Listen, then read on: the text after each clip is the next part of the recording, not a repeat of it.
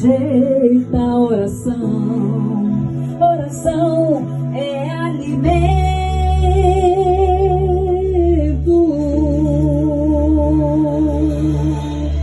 Nunca vi um justo sem resposta ou ficar no sofrimento.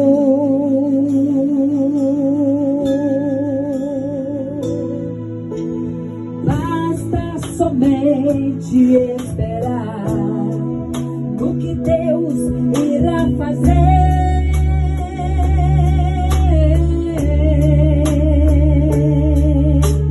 Quando Ele estende suas mãos, é a hora de vencer. Não louve, simplesmente louve. Chorando, louve, precisando, louve, tá sofrendo, louve, não importa, louve, seu louvor invade o céu. E Deus vai na frente, abrindo os caminhos, quebrando as correntes, tirando os espinhos, ordena os anjos pra contigo lutar. Ele abre as portas pra ninguém vai fechar. Ele trabalha para o que nele confia, caminha contigo de noite e de dia. Entre as suas mãos, sua bênção chegou.